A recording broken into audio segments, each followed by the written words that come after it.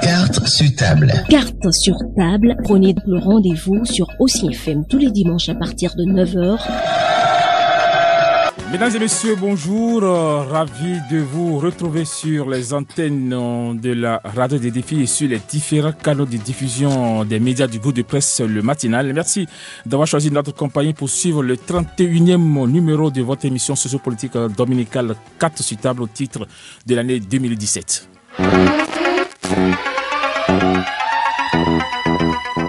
Le Parti social-démocrate PSDL à Moussou a bel et bien tenu son congrès extraordinaire les 10 et 11 août dernier. Le camp Golou voulait empêcher la tenue des assises parce qu'il déclarait la manifestation illégale.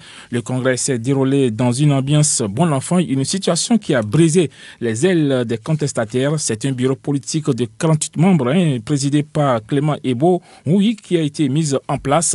Un événement marqué par l'entrée massive des jeunes du PSD, une cure de jouvence qui n'est pas fortuite puisque l'invité nous en dira un peu plus dans cette émission.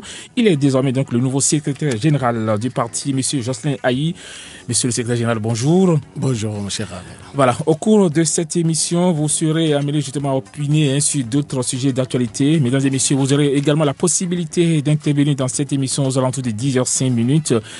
Vous êtes sur Océan FM émettant de Cotonou. Vous êtes sur Urban FM en synchronisation depuis Parakou. Vous nous regardez également sur Océan Télévision. Mesdames et messieurs, bienvenue à vous tous.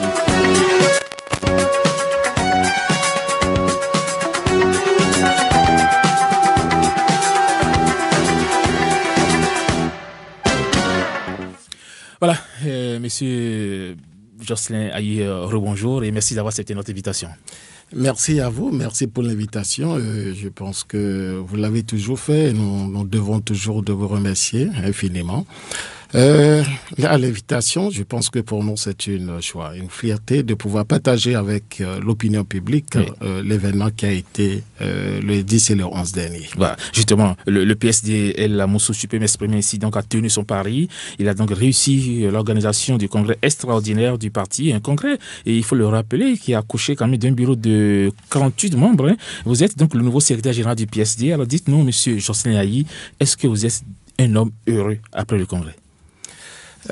Oui, d'entrée, je voudrais me permettre de faire un petit rectificatif parce que le président Renaud Amosso n'a pas eu d'aile. Le PSD reste un parti unique et indivisible. Oui. Alors, il reste toujours, le président Amosso reste toujours le président fondateur du parti et le président d'honneur.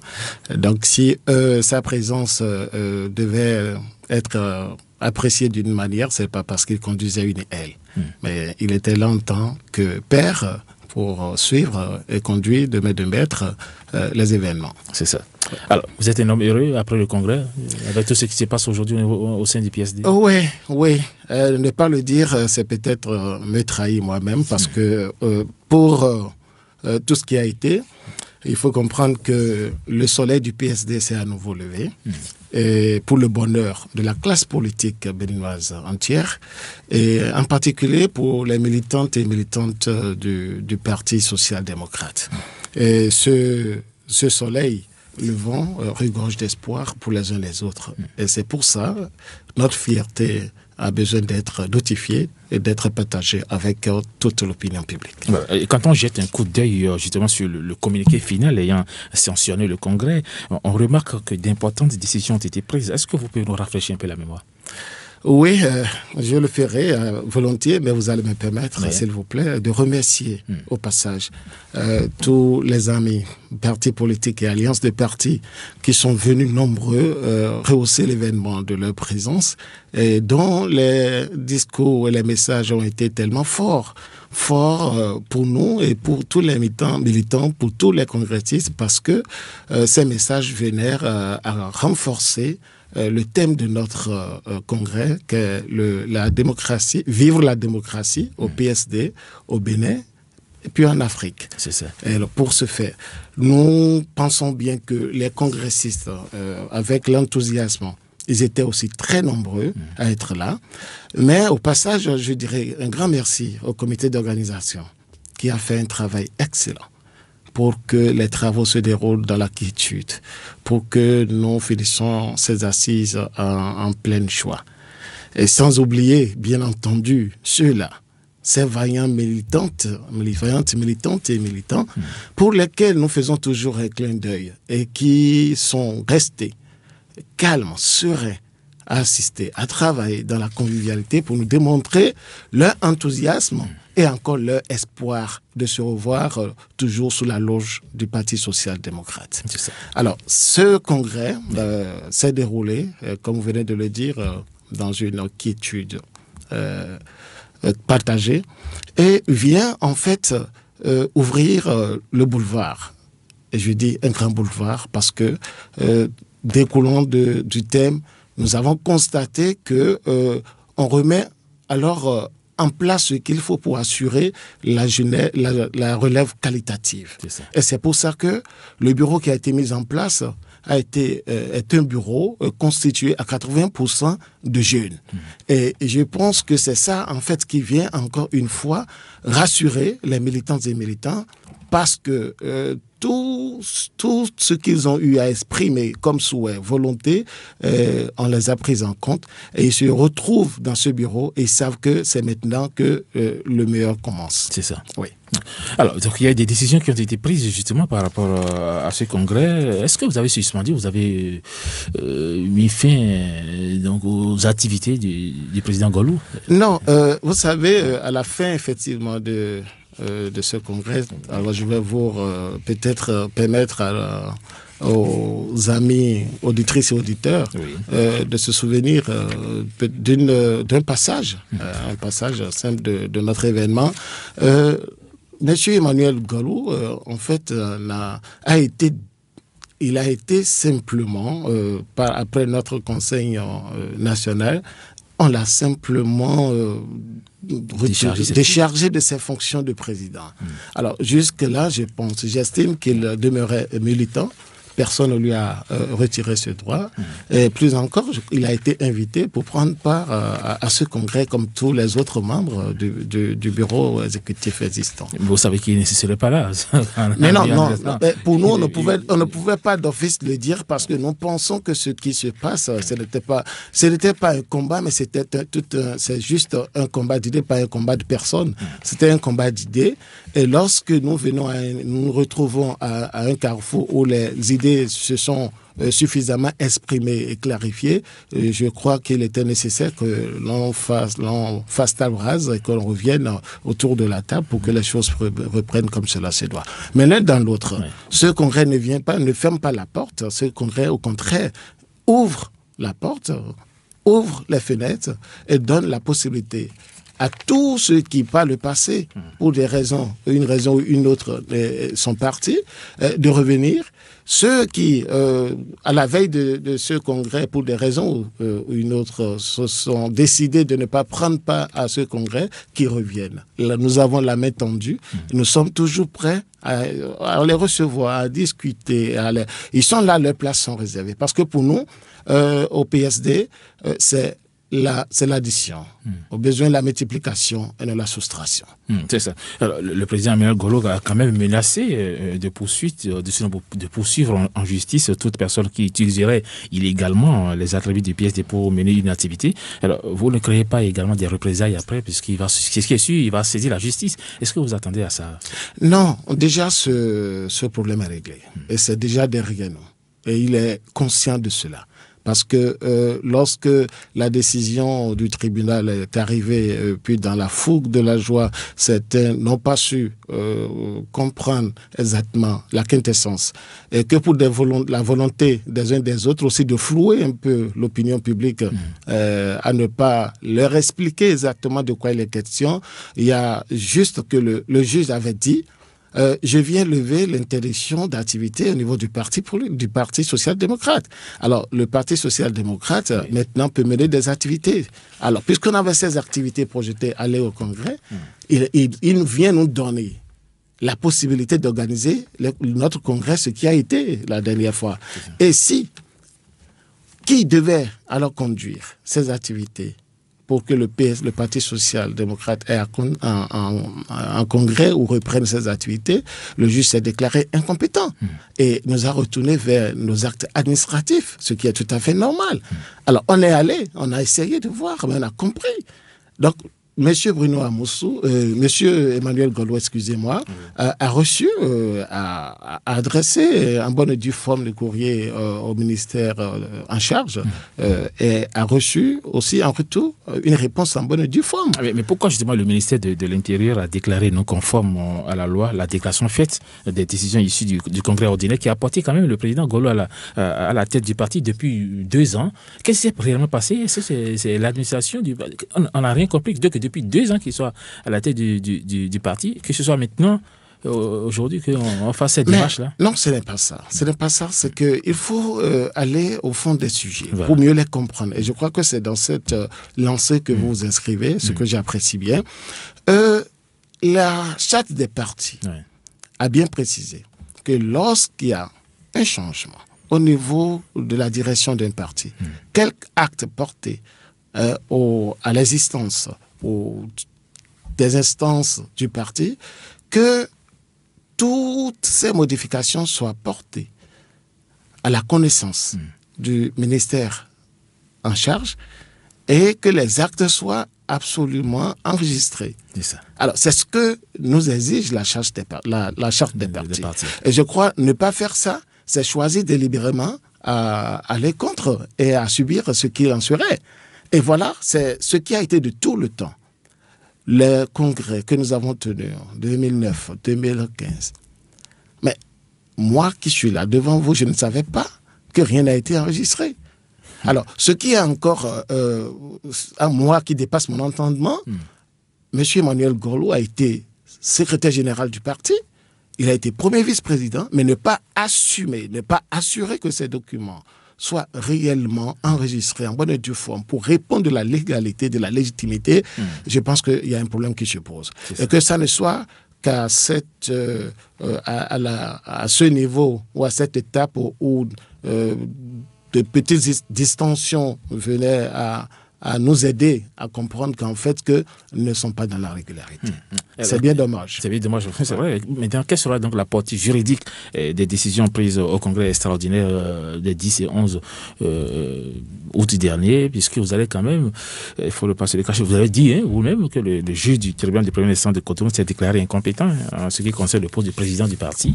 Alors, qu'est-ce qui va se passer après? Non, mais ça a été clair déjà le 26 juin, lorsque nous avons tenu le Conseil national. Oui. Vous l'avez validé, qui déchargeait M. Emmanuel Golloux de ses fonctions de président. Nous avons immédiatement procédé au respect de la charte des partis en allant transmettre tout ceci, tous les documents, toutes les modifications au ministère en charge.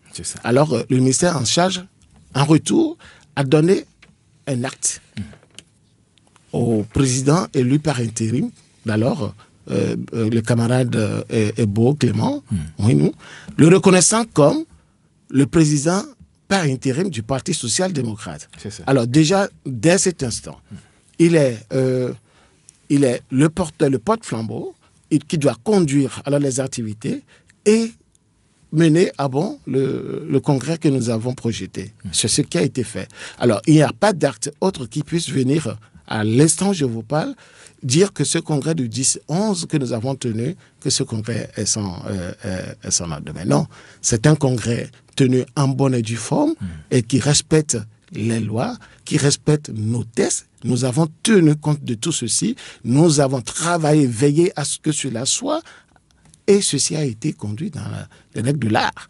Donc, il n'y a pas question qu'on dise non. Le président, M. Emmanuel Golloux, au jour d'aujourd'hui, n'a plus ce pouvoir de venir. Donc, au contraire, c'est lui qui doit s'abstenir d'utiliser tout ce qui appartient, de faire usage de tout ce qui appartient désormais au parti. Il n'y a plus de El Golloux, El Amoussou, El Boï, Ebo et tout ça. Non, il n'y a pas, parce que vous savez, dans tout ça là, je crois que la victoire, c'est pour la jeunesse.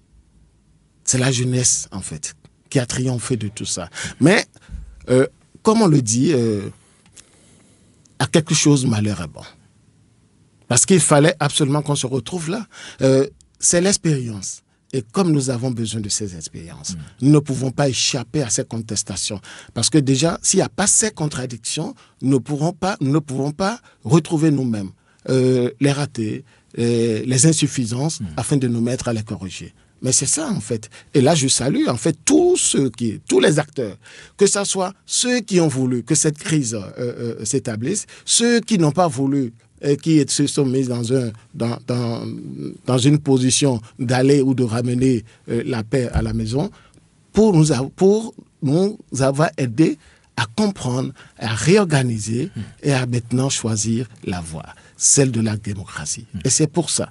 Et quand vous allez encore, je retourne toujours à ce thème central, vivre la démocratie. Et la démocratie, comme on le dit, dans l'un de ces ponts, c'est la liberté d'expression. C'est ça. C'est l'expression des droits et devoirs.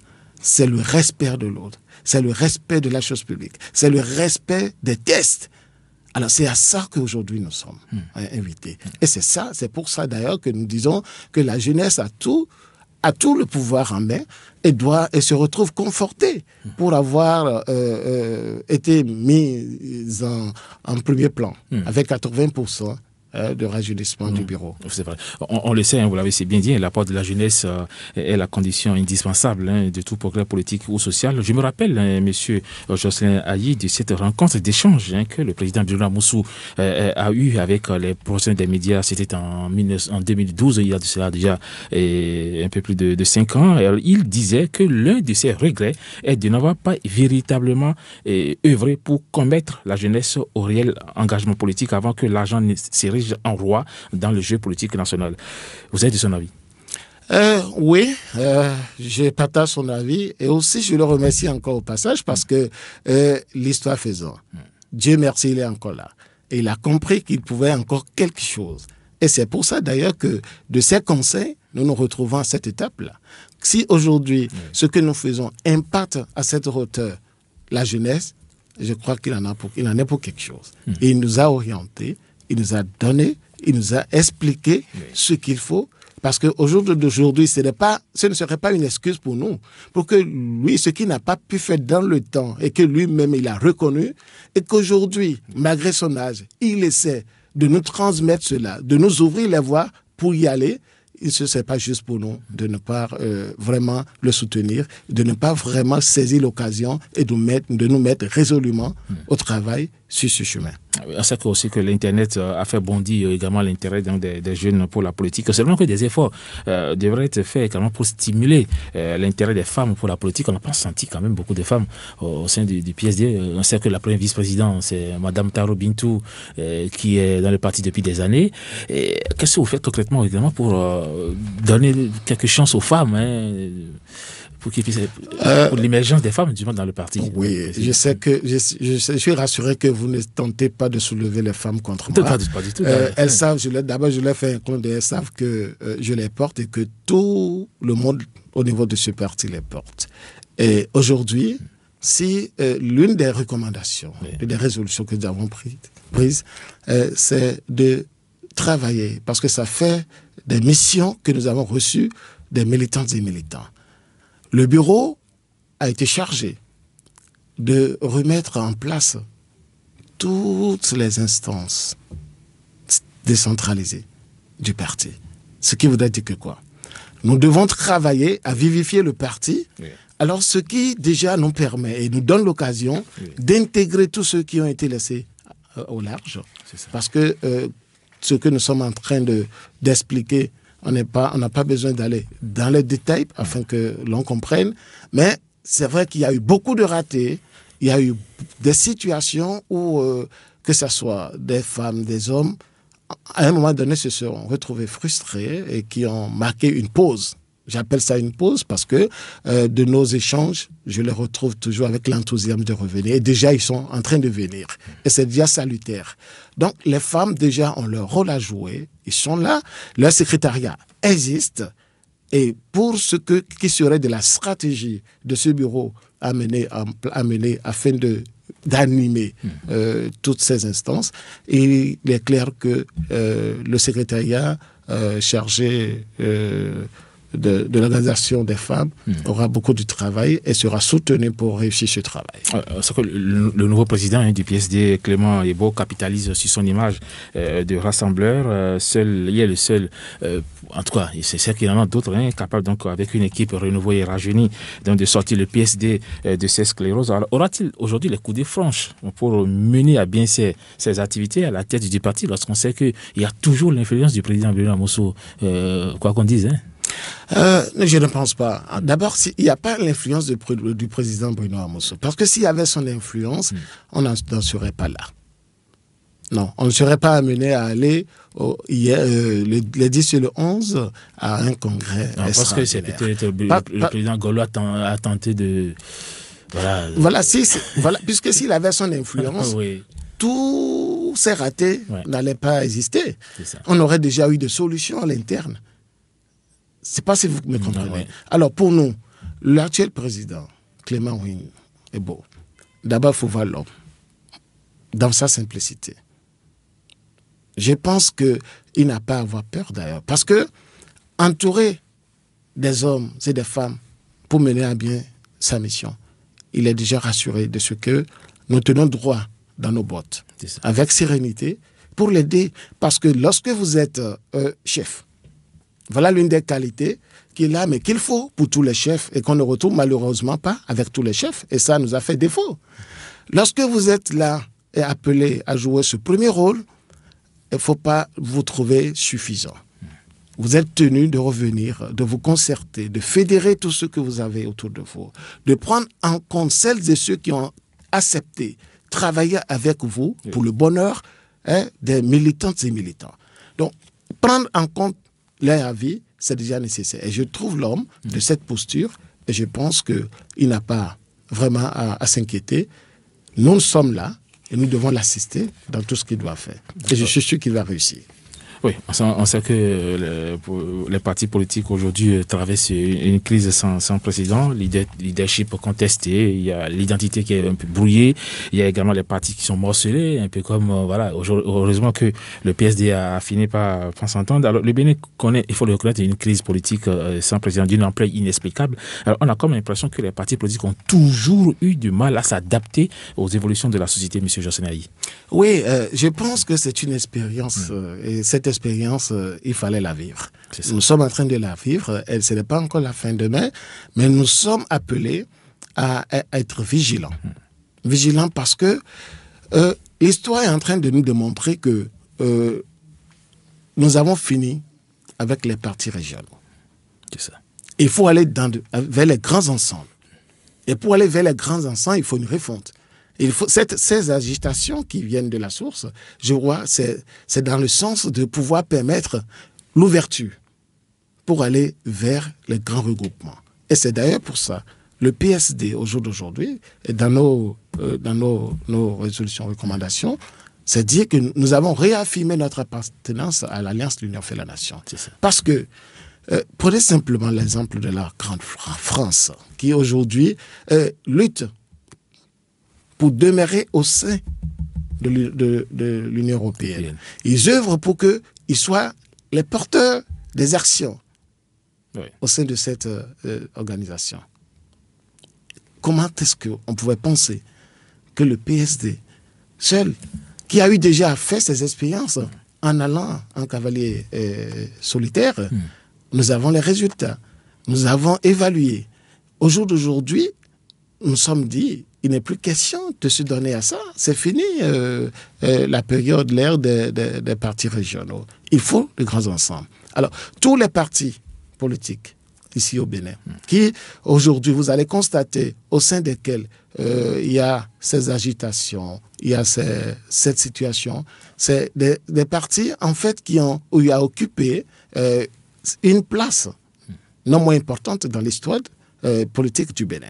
Et cette expérience déjà les a conduits à un niveau où on peut penser qu'ils ont déjà donné tout ce qu'ils ont. Maintenant, il leur faut changer de fusil d'épaule pour maintenant s'orienter, répondre des nouvelles exigences de notre politique et de notre développement. C'est ça. Alors, vous avez dit lors de votre congrès que l'heure est beaucoup plus à la remobilisation donc, des militants. Alors, quels sont aujourd'hui les défis qui attendent le président Clément Ebbo et le bureau politique national, puisque les élections, c'est pour quelques mois, monsieur Haï. Bien entendu, bien entendu. Et comme je le disais tout à l'heure, que nous avons reçu la mission, la ferme mission, de rapidement remettre en place les structures décentralisées du parti. Alors, cette mission, elle doit être conduite avec tous les hommes, toutes les militants et militants. Et autour de ça, les moyens nécessaires pour que ça soit des missions conduites avec dextérité. Le président Ebbo, Clément Ebbo, excusez-moi, il connaît. Ce n'est pas aujourd'hui qu'il vient diagnostiquer. Non, il a vécu la situation. Il sait exactement là où nous avons des difficultés. Et c'est sur ça, c'est ça qui devait constituer nos premiers leviers sur lesquels nous devons nous mettre pour propulser une fois encore. Parce que j'ai dit tout à l'heure, pour nous, c'est d'abord parvenir à fédérer autour de lui toutes les expériences qu'il a avec l'équipe en place, fédérer les énergies afin que le terrain puisse d'abord, la jeunesse a besoin de savoir que nous avons nous avons une équipe au sein de laquelle il y a la cohésion, il y a l'unité. C'est nécessaire. Et dès que cette étape elle est franchie, ensemble, nous allons conduire ces missions que nous avons reçues des militantes et militants pour mettre en place les structures décentralisées, les animer comme cela se doit, parce que nous sommes obligés, puisque bientôt, comme vous l'avez dit, nous avons en face des défis, de grands défis à relever. Alors, un congrès qui a accouché d'un bureau quand même politique de 48 membres, pourquoi un nombre pair, alors qu'on souvent on va des nombres impairs pour pouvoir gérer rapidement la situation. 48 membres, c'est pas beaucoup trop. Il n'a de richesse que d'hommes. Et au jour d'aujourd'hui, vous savez, on a fait l'expérience, on est resté, le PSD dans son expérience n'a pas commencé avec ce nombre au niveau du bureau, non, ça a évolué. Et c'est compte tenu en fait des exigences du terrain. C'est au vu de ça que nous orientons en fait les différents postes que constitue le bureau. Parce que tous les compartiments doivent être pris en compte. Et vous allez constater, c'est pour ça qu'on ne pouvait rien laisser, parce que demain, peut-être comme vous êtes en train de le dire, les femmes qui se plaignent, si on disait que c'était trop, il fallait peut-être laisser tomber ce secrétariat qui devait s'occuper des femmes. Ça va nous permettre d'avoir un nombre un peu moins élevé que ça. Mais ça va nous créer encore plus de problèmes parce qu'on n'aurait rien réglé. Alors, même, tant que moi, je pense que comme je prête bien la citation, il n'a de richesse que d'hommes. Et puisque nous avons des hommes au jour d'aujourd'hui disponibles et capables de faire le travail, je crois qu'il faut les impliquer. C'est ce que nous avons essayé de faire et c'est dans cette directive que nous pensons que nous pourrons relever les défis. Parce qu'après les élections présidentielles de 2016, on a remarqué, M. Jocelyn Haï, une atmosphère d'ensemble viciée et qui a mis à rude épreuve, ça il ne faut pas se le cacher, les partis politiques au Bénin. On entend des sons de plus en plus discordants parce qu'on a entendu dire également que c'est parce que le président Emmanuel Golo s'est dirigé ou bien a pris l'option donc du président Seba Adjavon. C'est pour cela que on a tenté donc de l'évincer. Est-ce que c'est vrai? C'est l'option politique a pris le pas sur la considération d'autres considérations? Non, je pense que non. On va faire la part des choses. Parce que il y a tellement de choses qui se disent. Oui, je suis d'accord avec vous. Parce qu'on voulait aller avec le pouvoir, parce qu'on a envie d'être ministre, on a envie d'être proche du pouvoir, proche de la mamite, donc on a pris l'option. Il y a tellement de choses qui se disent. Exactement. Vous savez ce qui est à la fois bon et mauvais, c'est que chacun, autant que nous sommes, chacun veut détenir une part de vérité. Alors, essaie de voir, de transformer l'information à sa façon pour se faire le premier apporter l'information sur les lieux publics pour se dire détenteur de la vérité. Et c'est bien dommage. Ce qui a été, vous savez, M. Emmanuel Golo, ce n'était pas parce que il aurait choisi une pareille option. Non. Nous, notre situation que nous avons est interne. Et ça n'a rien à voir avec ça. Ça a été juste, nous avons constaté, pour avoir mis tellement de temps avant d'avoir à disposition les tests du parti, nous avons mis du temps à demander avant de finir par les avoir. Mais quand nous les avons obtenus, nous les avons parcourus, analysés. On s'est rendu compte que les tests tels qu'on les avait amendés, le congrès précédent n'était plus en l'état. C'est ça. Donc les tests ont été touchés. Pour dire exactement le mot, ont été tripatoués. On est allé, on lui a notifié cela, pas écrit. Oui, parce qu'on les a reçus de lui. On lui a dit que ces tests ne sont pas conformes aux tests que nous avons amendés lors du congrès passé. Qu'est-ce qui s'est passé? On lui a relevé toutes les remarques, les articles par article. Et c'est bien après ça, il a pris tout son temps. Puisque nous, on s'est dit, retrouvons-nous pour en discuter. Ça, c'est la famille. C'est le linge sale qu'on veut laver en famille. Mais il n'a pas été réceptif. C'est ça. Non. Il nous a franchement traîné. Sincèrement, je ne pensais même pas parce que pour moi, c'est le passé. C'est le passé. Mais c'est ça, en fait, la quintessence. On ne peut pas, dans un groupe, comme dans une association comme la nôtre, accepter des choses pareilles. Que des responsables que nous sommes, que nous nous retrouvions, qu'on travaille, et que quelqu'un se retrouve avec un groupuscule et battre de revers de main tout ce que nous avons eu à faire et se donne une posture simplement pour être le chef et rien que le chef est seul à bord. C'est dangereux. Et nous invitons. Vous pensez qu'il a installé une dictature au sein du parti, c'est ça? Eh bien, écoutez, je dirais, s'il y avait un mot plus qu'une dictature, parce que déjà, la dictature, la vraie dictature part déjà des tests. Puisque c'est ça qu'il aura à vous opposer demain, quelles que soient vos réactions, quelles que soient vos revendications. Et là, déjà, s'il est le seul président incontournable, seul à prendre les décisions, je n'ai jamais vu, même si vous avez au quartier un petit regroupement, c'est dangereux de dire que celui que vous avez comme premier responsable peut décider de tout votre sort, de toute votre vie. Il ne peut pas être seul à décider de la vie des militants du Parti social-démocrate. Le bureau est là pour ça. Et c'est ensemble que ça se passe. Mais il ne peut pas seul prendre des décisions. Le bureau n'a jamais été consulté par rapport aux décisions, c'est ça? Mais depuis un certain temps, ça n'a pas été le cas. Et c'est ça, en fait, les éléments qui nous ont conduits. C'est ça, la goutte de café déborder le vase, c'est ça? Exactement. Donc ce n'est pas... Si au finish, M. Emmanuel Golou se ressent beaucoup plus, se retrouve dans une position d'aller vers tel ou tel autre... mais je ne sais pas, le président Djavon n'a pas un parti. On ne peut quand même pas choisir aller avec un homme. Non, je ne sais pas. Moi, un parti politique ne peut aller que vers un parti politique.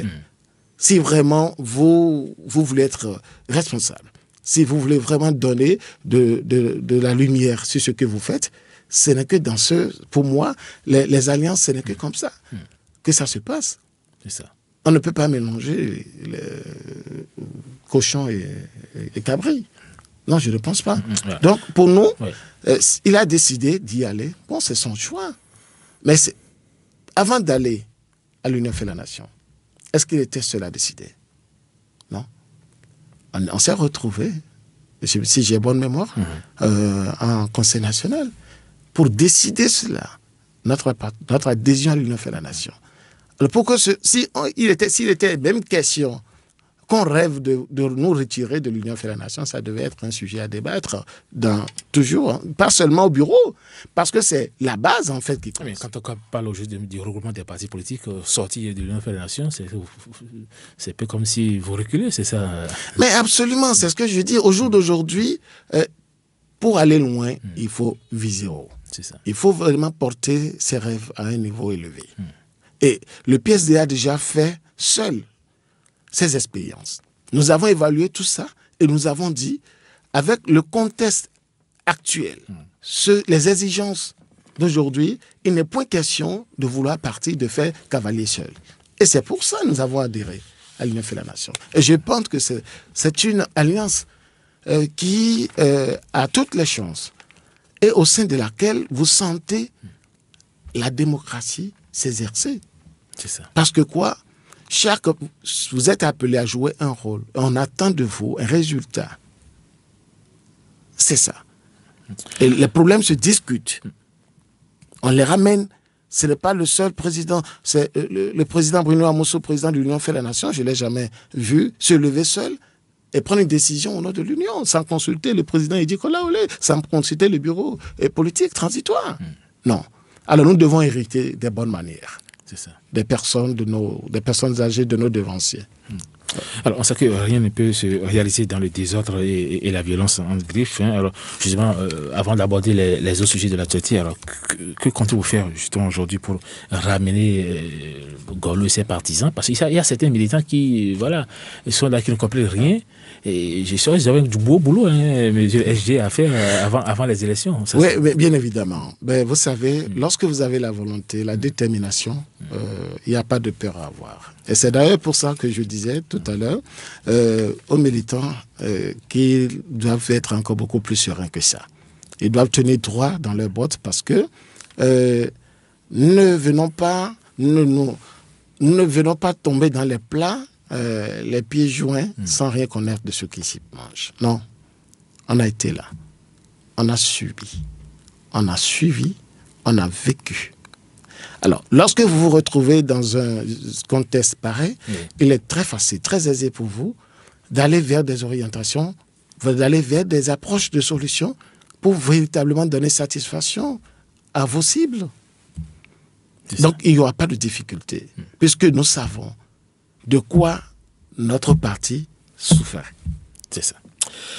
Alors maintenant, avant peut-être la dernière question, dès que nous allons peut-être finir cette émission, pour parler bien sûr de l'avenir du PSD aujourd'hui. Quel est l'avenir du PSD? Ça, vous allez peut-être répondre à cette question. Oui, l'avenir du PSD aujourd'hui, comme je vous le dis, résolument, le PSD, nous travaillons pour le renforcement, pour la consolidation et pour l'animation de nos instances décentralisées.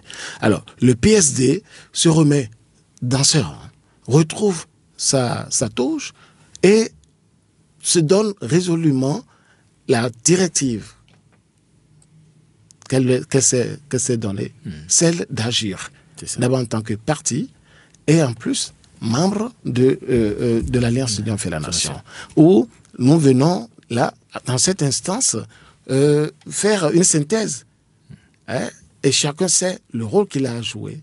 Et le PSD sait le rôle qu'il a à jouer et le résultat que ses militants attendent de lui. C'est ça. Et donc c'est ça que nous devons assumer. Et tout ceci dans la cohésion et dans l'unité. Avec la démocratie à la base. Voilà, mesdames et messieurs, je rappelle que vous suivez donc l'émission 4 sur table, l'émission sociopolitique du groupe de presse Le Matinal. Vous êtes donc sur Océan FM émettant de Cotonou. Vous êtes également sur IBN FM en synchronisation depuis Parakou. Et également, vous nous suivez depuis avec Océan TV. Et nous allons maintenant parler d'autres actualités. Vous savez, l'actualité, c'est aussi quand même les marchés gré à gré qui sont désormais interdits dans tous les ministères et organismes rattachés. Le chef de l'État a demandé au ministre des Finances et de l'Économie de ne pas donner suite, de ne plus donner suite à ce genre donc de marché sans l'autorisation du Conseil des ministres. Alors, monsieur José Naï, d'abord votre réaction par rapport à ce courrier du chef de l'État. En tant que citoyen, moi je trouve salutaire cette décision pour une simple raison. Et ça, cette raison, je pense qu'elle devait être partagée avec tous les opérateurs économiques de notre pays. Lorsque vous allez au fond de ce que c'est que les marchés créés à créer, je pense que déjà, c'est une option de défavoriser certains opérateurs économiques. C'est ça. Alors pour nous, il n'est pas question qu'on développe, qu'on amène le copinage à un niveau aussi élevé. Parce que lorsque vous parlez de marché gré à gré, c'est de vous à moi. Je vous appelle, je vous donne, voilà ce marché, je te donne, c'est de gré à gré. Je n'ai pas alors à prendre part à un processus qui répond de processus des marchés publics. C'est gré à gré. Mais si ce n'est que vous, parce que de vous à moi, nous avons nos relations, nous avons tout ce qui nous lie, et que ce n'est qu'à vous que je donne. N'oubliez pas que Jacques, Pierre et Paul sont aussi des citoyens béninois, opérateurs économiques comme vous. Ils ont besoin de contribuer aussi à l'État. Ils ont besoin de voir leur famille s'épanouir. Oui. Mais, et s'ils sont alors bloqués, et s'ils n'ont pas assez, comme vous, à ce marché, qu'est-ce qu'ils pourront faire? Moi, je pense, c'est pourquoi je dis que c'est salutaire, parce que ça ramène tout le monde à un même niveau de départ. C'est comme si vous êtes appelé à une course et vous avez des conditions à remplir, vous les remplissez, vous êtes le meilleur, vous êtes choisi. Je pense que c'est salutaire. Et nous devons y adhérer. Et j'invite la jeunesse, surtout la jeunesse, celle-là de comprendre le fond de ces décisions, de les soutenir. Et lorsque la jeunesse sent qu'il y a une défaillance, quelque part, par rapport à cette décision, je crois qu'elle doit pouvoir dénoncer. C'est ça. C'est important. Mais que dites-vous à ceux-là qui pensent que c'est venu un peu tard, parce que ça fait quand même 16 mois que le nouveau départ, le gouvernement du nouveau départ est en place. Il n'est jamais tard de bien faire, pour moi. Parce qu'il faut toujours un temps pour voir les choses évoluer, un temps pour les évaluer, et aussi un temps pour prendre des décisions. Alors pour le faire, je crois que ce n'est que ce temps-là qu'il a pris. Et si faire confiance à des hommes, des femmes autour de soi pour la gestion de la chose publique pouvait nous ramener à ce niveau, c'est dommageable.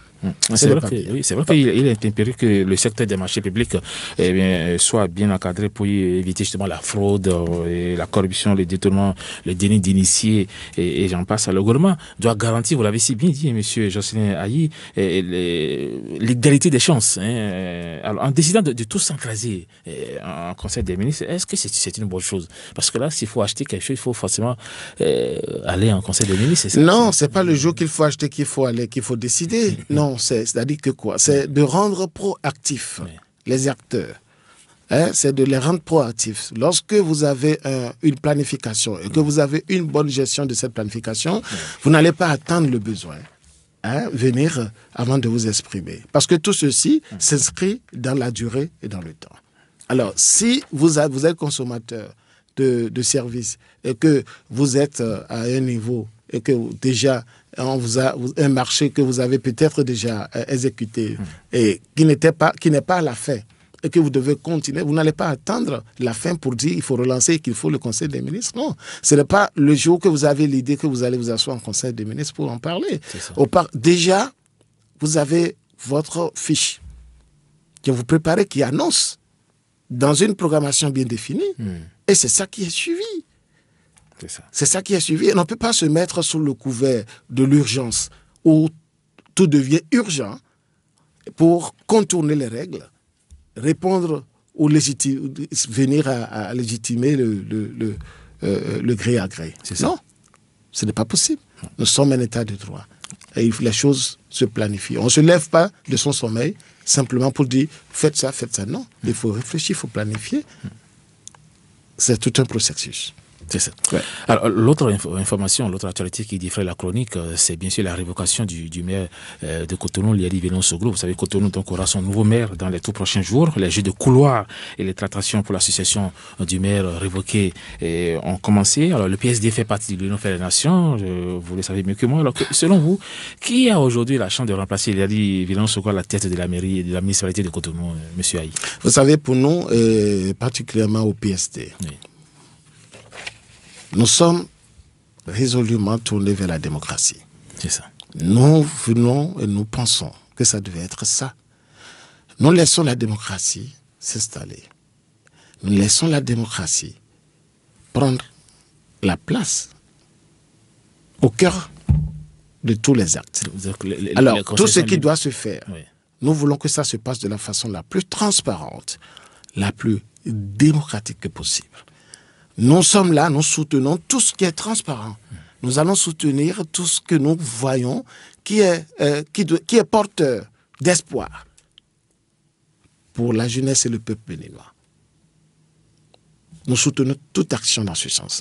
Mais tout ce qui pourrait être de nature à bloquer ces mots, à bloquer ces souhaits, à bloquer l'épanouissement de la jeunesse, à confiner le pouvoir, à ne pas partager, à ne pas permettre à la jeunesse ni à la population de se sentir épanouie, nous sommes contre. Et pour ça, et c'est d'ailleurs pour ça que le choix de l'homme qu'il faut, à la place qu'il faut, est nécessaire. Et nous allons veiller à ça. Il n'y aura pas de consigne aux conseillers PSD de Cotonou, conseillers municipaux? Mais vous dire non, c'est peut-être vous mentir. Mais comme je l'ai dit, les conseils seront orientés vers les meilleurs, vers le meilleur choix, vers ce qu'il faut pour que tout Béninois, toute Béninoise et tout Béninois se retrouvent dans le choix, et que tout ce qui a été par le passé reproché à l'autre, que celui qui sera là fasse mieux et ne retombe pas dans les mêmes erreurs. Oui, c'est vrai que l'ex-maire Yari Villan-Soglo a introduit quand même un recours gracieux pour demander la clémence du chef de l'État. Alors, comment voyez-vous cette démarche après 14 ans de règne sur la capitale économique des Soglo? Pensez-vous que la famille Soglo est en train de tout perdre actuellement?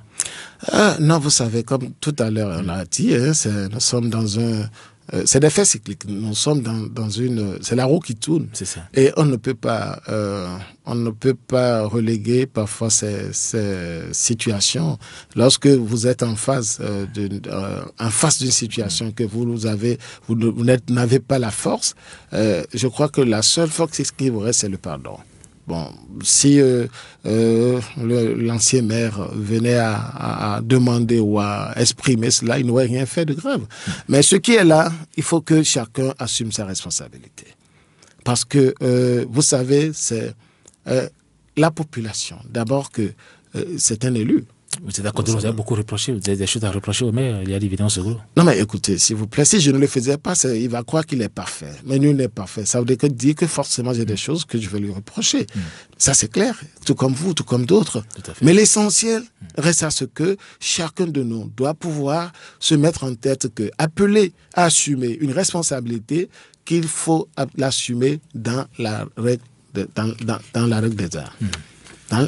Parce que nous sommes là pour servir. Servir et non se servir. Voilà des choses, des slogans, des mots que nous devons garder pour nous. Des mots sur lesquels nous devons veiller. Des mots qui doivent constituer pour nous le ressort qui doit nous impulser d'énergie à aller de l'avant et à pouvoir créer les conditions d'épanouissement nécessaires qu'il faut pour les Béninoises et Béninois. Personne ne peut se prévaloir d'être détenteur, d'être le seul à pouvoir gérer à lui seul le bien de tout un peuple. Donc vous êtes d'accord avec l'ancien ministre Gustave Solon qui a dit que Yari Villan-Soglo a fait preuve de légèreté politique et en entretenant avec le régime en place une relation plus que conflictuelle. C'est un peu comme ça. Non, dire ça, c'est peut-être ne pas permettre aux auditrices et auditeurs de comprendre ce qui se passe. Ce qui est reproché à l'ancien maire, c'est là. Maintenant, il faut y aller. Il y a des hommes qui sont désignés pour jouer ce rôle. Et si tout ceci, tout ce qui pourrait nous permettre d'équilibrer ces pensées, c'est qu'on ait la culture de pouvoir remettre encore sur la place publique les résultats. Lorsque nous arrivons à investiguer sur des sujets et que nous sentons, parce que au départ, c'est des sujets brûlants qui emballent tout le monde et ça va dans tous les sens. Il y a des commentaires partout. Mais lorsqu'on met en place ce qu'il faut, l'instrument qu'il faut pour vraiment vérifier, il faut pouvoir partager aussi. C'est ça qui nous manque. Parce que c'est ça qui fait que le silence vient, on pense que c'est un silence réparateur, mais ce n'est pas un silence réparateur. C'est comme la braise qui est là, et un coup de vent encore vient, souffle, et puis c'est le feu qui prend. C'est un peu ça. Donc le peuple a besoin qu'on lui rende compte. On ne peut pas l'emballer. Pendant des dossiers, parce que je pense que chacun a su jouer un rôle. Que ça soit un rôle constructif, que ce soit un rôle de déstabilisation, chacun a pu faire quelque chose. Alors, il faut revenir à la source, mettre exactement sur table pour que chacun puisse se retrouver dans ses analyses au passé. C'est ça. Si on a eu à pécher en allant trop vite en besogne, en concluant ou en disant que l'ancien maire, il a fait ceci, ou qu'on ait péché, alors ne vouloir pas dire exactement ce qu'il a eu à faire, que chacun se retrouve. Donc c'est ça que nous allons surtout œuvrer pour que nos gouvernants essaient de mettre en place, comme aussi des moyens qui pourra dissuader des personnes, des responsables, qui, à des moments donnés, se retrouvent dans ces légèretés. Alors, si on ne prend pas ce qui est reproché à l'ancien maire et qu'on veut se taguer simplement sur les rapports, les relations entre l'ancien maire et le président de la République, c'est qu'on déclasse. On déplace juste le sujet, mais on ne répond pas au sujet. Le problème est là, mais on le déplace. On ne fait que le déplacer. Non, ça ne peut pas être ça. Je peux être ami à vous, mais vous êtes appelé à assumer des responsabilités. Ça n'a rien à voir. Vous les assumez comme cela se doit. Si ce n'est pas le cas, demain, vous allez répondre de vos responsabilités. Tout à fait. Ouais. Alors, M. Jocelyn Ayi, vous savez, l'adultère n'est plus un délit au Bénin depuis la décision de la Cour constitutionnelle du 30 juillet 2009. C'est dans ce cadre, justement, que le gouvernement du nouveau départ a suggéré aux députés de dire qu'en cas d'adultère, ni la femme, ni son complice ne seront passibles de poursuites judiciaires. Alors, la question qui revient à chaque fois à l'esprit et sur toutes les lèvres aujourd'hui, faut-il dépénaliser l'adultère au Bénin, M. Ayi? Ah oui, c'est un sujet vraiment dense. Je pense que nous sommes obligés, à cette étape, d'interpeller la conscience des uns des autres. C'est ça. Que ce soit la conscience de nos femmes, de nos mères, de nos sœurs, et pourquoi pas celle de nos frères et de nos pères.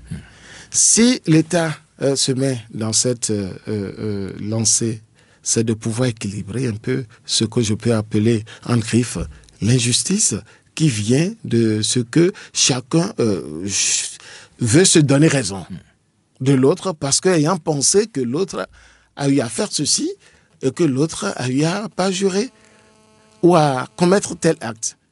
Mais il arrive des moments où l'on n'arrive même pas à établir les faits. Mais l'entier mordicus, que c'est ça. Une simple déclaration de l'homme, ça suffit. Exactement. Mais je pense que c'est l'État en se décidant d'aller vers cette solution, n'aurait pas mal fait. Mais je prie simplement les acteurs impliqués qu'ils essaient de trouver exactement les mots qu'il faut, la formulation nécessaire pour ne pas ouvrir le débat, pour ne pas ouvrir, je vais dire, la porte à la débandade. Parce que ce n'est pas parce qu'on dit que c'est dépénalisé. Nous venons tous d'une famille. Nous avons à la base notre thème. Et lorsque je suis appelé à me marier, je crois que je dois partager avec cette dernière ce qui est de totem de chez moi. C'est ça. Et je crois que c'est vice-versa. Et que chacun déjà se mette dans cette position de pouvoir respecter ce qui ne répond pas de fait ou d'acte dans le milieu qui est ce milieu que vous intégrez à nouveau. Et c'est là déjà, lorsque ce respect est maintenu, je crois que ça va déjà amoindrir les cas et nous éviter même de nous retrouver devant les juridictions. Oui, mais il y a le président de l'Union nationale des magistrats du Bénin, le magistrat Michel Adjaka, qui estime que notre sociologie n'est pas prête à démocratiser la sexualité. Et pour le député Guy Mitokpe, la question de l'adultère ne saurait être évoquée sans se référer à nos valeurs culturelles et à la sociologie de notre société. Alors face à cette dichotomie et à la divergence du point de vue que suscite la question, les députés auront du mal justement à clarifier la situation. Oui, exactement. C'est pourquoi je demande qu'il faut qu'ils aient la clairvoyance nécessaire. Parce que entre ces deux pensées, il faut pouvoir créer le pont. Ouais. Et ce pont doit être celui qui doit permettre le passage facile à tout un chacun, à toutes les Béninoises et à tous les Béninois. Parce que vouloir créer un problème et ne pas aller au fond et prendre en compte tous les aspects, c'est de créer ou d'envenimer encore la situation.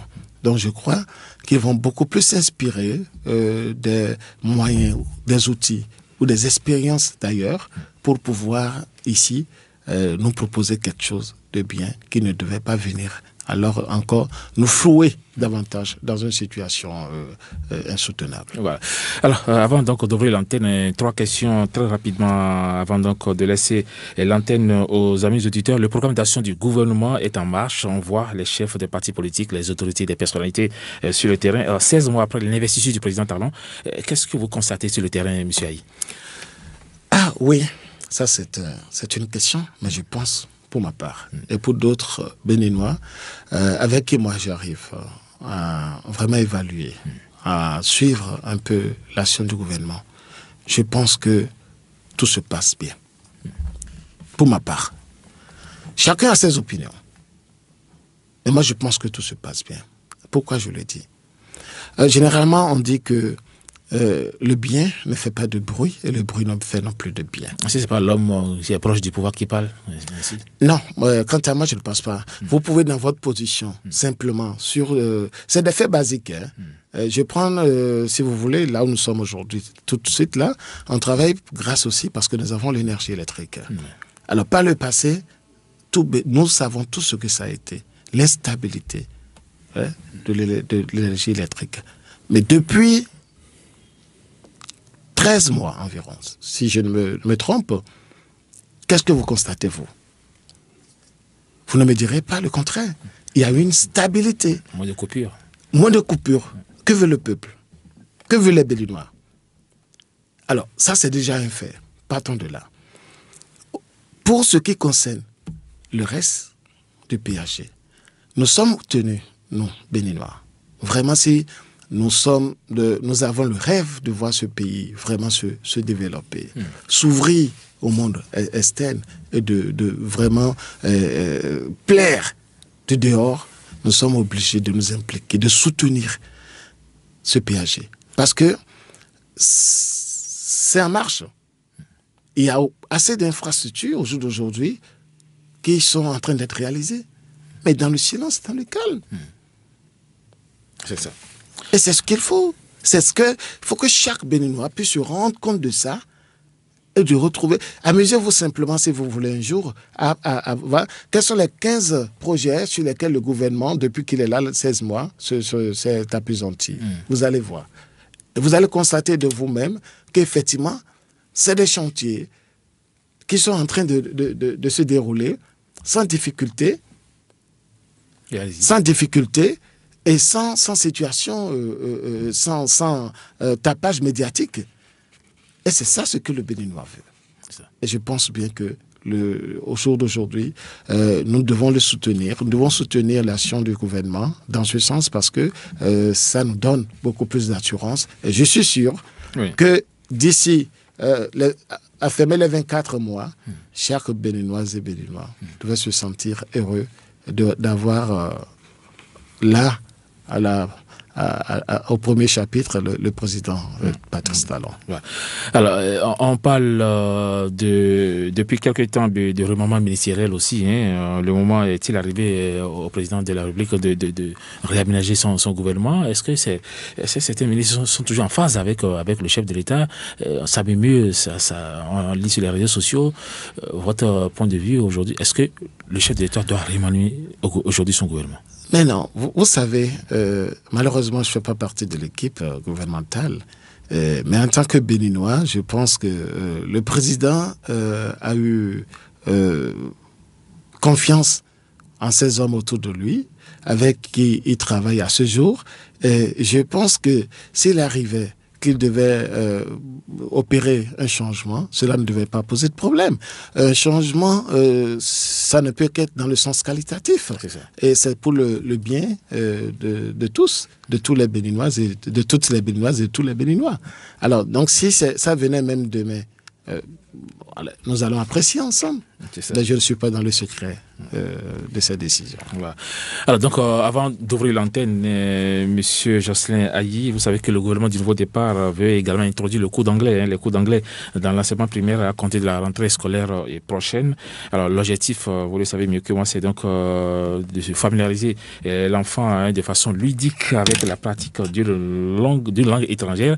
Votre appréciation par rapport à cette décision du gouvernement?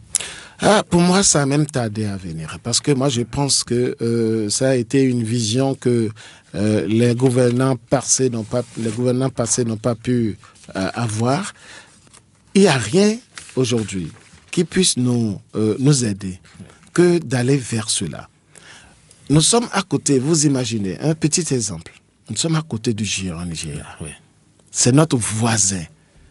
Et nous voyons l'intérêt que nous avons à nous donner la main ou à nous mettre aux côtés de ce pays ami et frère. Oui. Et pour une raison de barrière linguistique, nous laissons tout tomber. C'est dommage.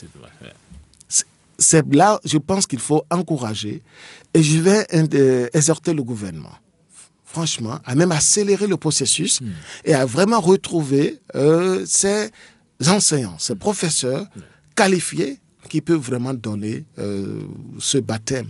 Parce que le projet pilote concerne après 36 écoles, hein, donc il faut oui, là, c'est dans une phase pilote, je suppose, mais je crois que oui, bien après, ça doit pouvoir s'étendre sur toutes les écoles, parce que moi, je le souhaite vivement. C'est nécessaire. Il n'y a rien aujourd'hui que vous puissiez faire. Dans quel pays ou sur quel marché vous allez vous porter et vous ne serez pas appelé à parler l'anglais pour vous faire entendre ou à écouter quelqu'un qui vous parle en anglais. C'est important. C'est important, hein. Monsieur Jocelyn Ayi, secrétaire général du Parti social-démocrate PSD. Il est 10h pratiquement 9 minutes dans nos studios. Nous allons ouvrir l'antenne aux amis auditeurs. Les numéros, c'est le 21 33 84 19, le 65 00 24 24 ou le 61 53 90 53 pour intervenir dans cette émission.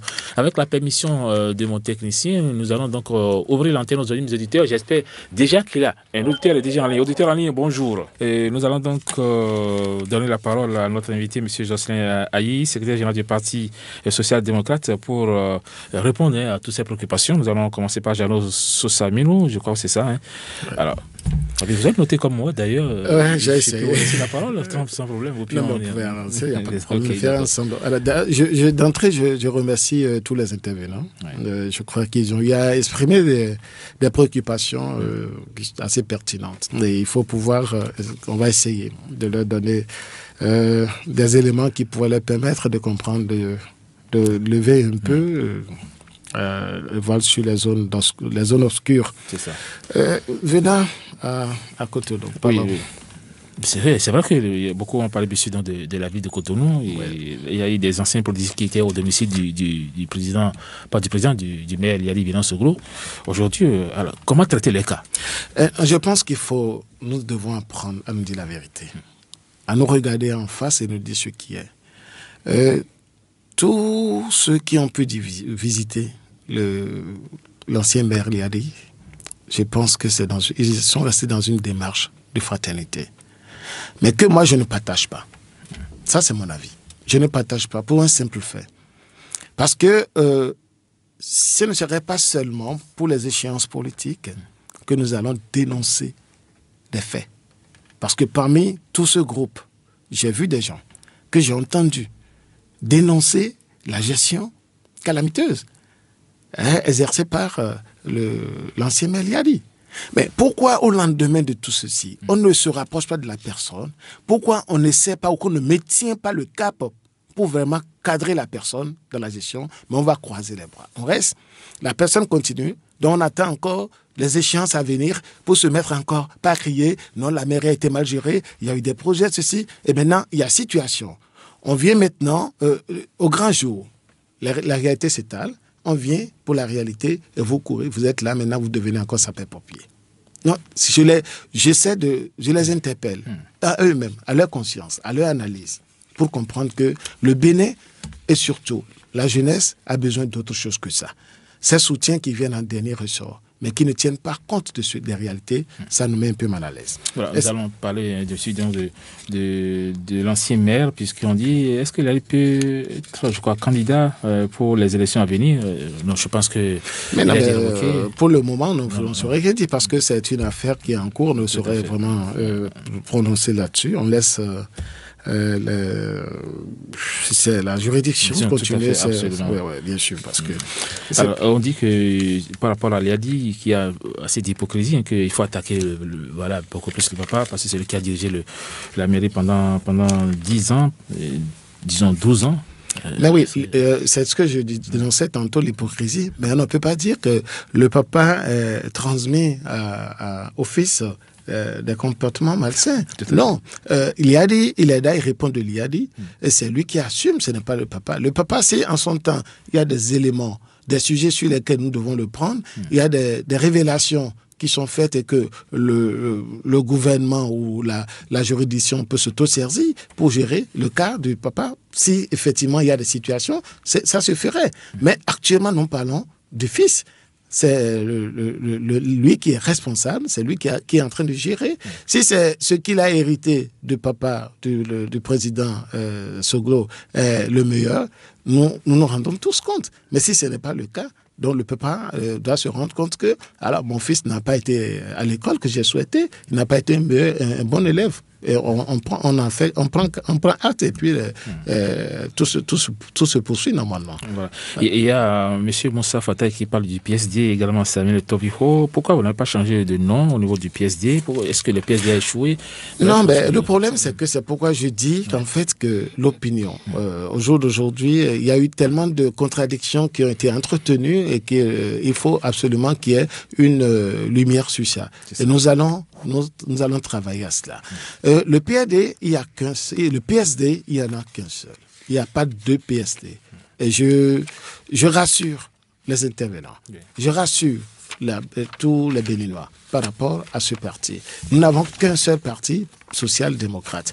Il n'y a pas qu'au jour d'aujourd'hui, El Golou, El Ebo. Non. Nous avons eu des situations qui ont été réglées. Et pour nous, c'est fini. Et puis des décisions ont été prises. Il y a lieu qu'on aille dans la gestion de ces décisions et de travailler pour le bien-être des militantes et des militants. Donc pour nous, ça, ce n'est même plus sujet à débattre. C'est ça. Si il doit y avoir sujet, nous avons les juridictions. Monsieur Emmanuel Golou est libre d'acte. Seulement qu'il faut qu'il sache poser les bons actes. C'est tout. J'espère que M. Ekanye Ganhoutoli qui a posé cette question justement par rapport à la gestion du pays, est-ce que vous êtes satisfait bien sûr de la gestion des talents? Je crois que vous avez répondu. Mais oui, mais je pense que oui, effectivement, mais il faut que je lui donne précision. Chaque Béninois et chaque Béninois doit pouvoir s'impliquer dans ce qui se passe à la base. Je crois qu'au niveau des communes, au niveau de nos quartiers, nous avons des élus qui sont là. C'est un programme qui est partagé avec les conseils communaux. Et je crois qu'en tant que citoyen, résident, ressortissant d'une commune, vous êtes tenu. Vous pouvez demander compte à vos élus communaux qui pourront vous expliquer le contenu de ce programme.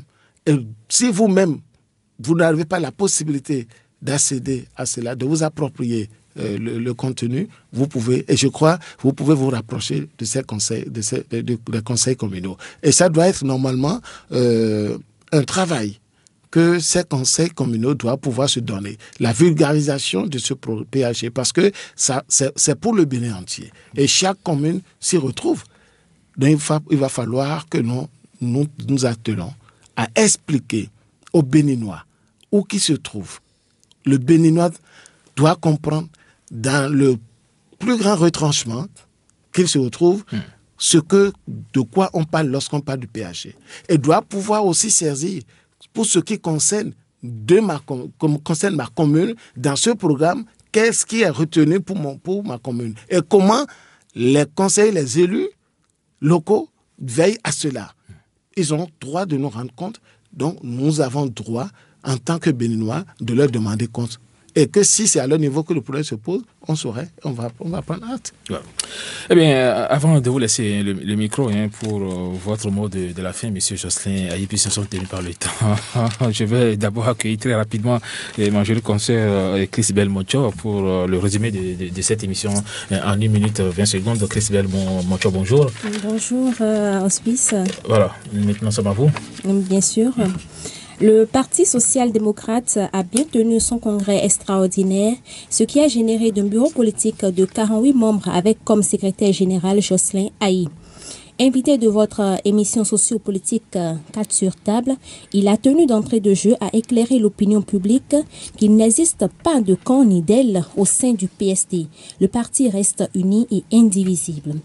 Monsieur Ayi a également fait comprendre que l'élection de Clément Ebo à la tête du parti vient décharger Emmanuel Golou qui n'était pas en régularité avec la charte du parti depuis 2 ans.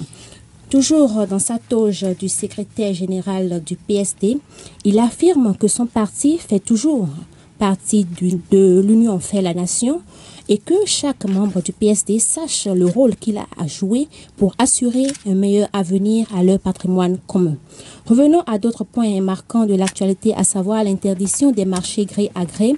Jocelyn Ayi trouve que cette décision est salutaire et affirme que cette option défavorisait certains opérateurs économiques. La municipalité de Cotonou n'est pas restée en marge de l'actualité et l'invité à décrier aussi la situation qui prévaut à la mairie de Cotonou, notamment la gestion du maire Léadi Vinéon-Soglo. Pour les élections à venir, il souhaite l'homme qu'il faut à la place qu'il faut. Et je pense que pour ce qui est du PAG, M. Ayi est tout à fait d'accord avec la gestion du président Patrice Talon. Voici comment se refait le résumé de ce dimanche hospice. Merci Christibel Mocho pour ce résumé très succinct. Donc nous allons permettre à M. Ayi de conclure cette émission.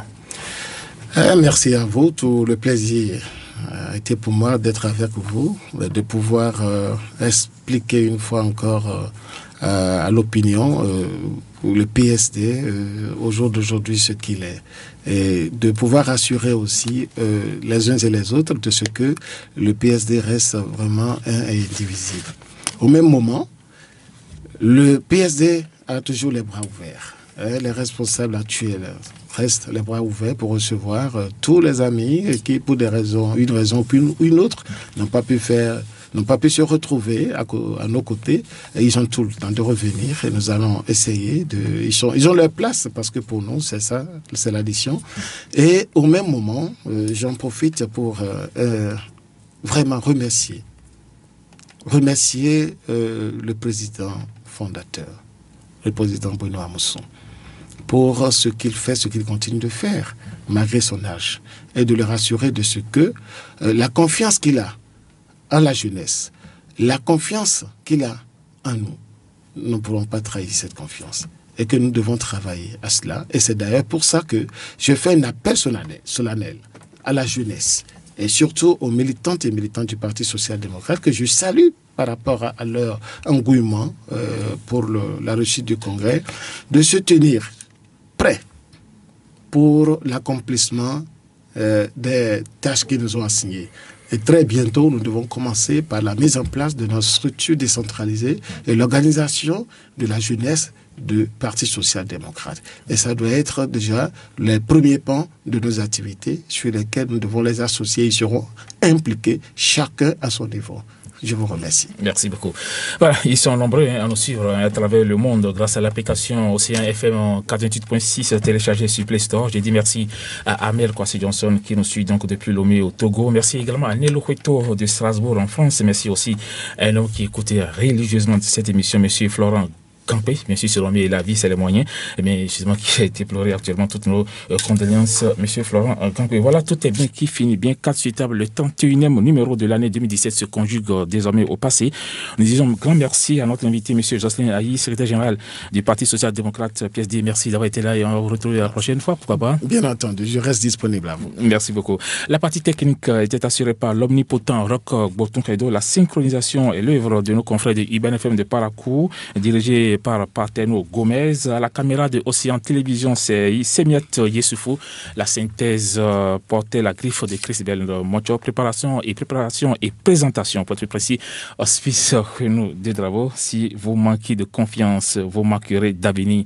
C'est par ce proverbe juif que je vous souhaite de passer d'agréables moments en compagnie de nos programmes. Cassital revient dans 8 jours, très exactement, avec la même équipe. Portez-vous bien, au revoir.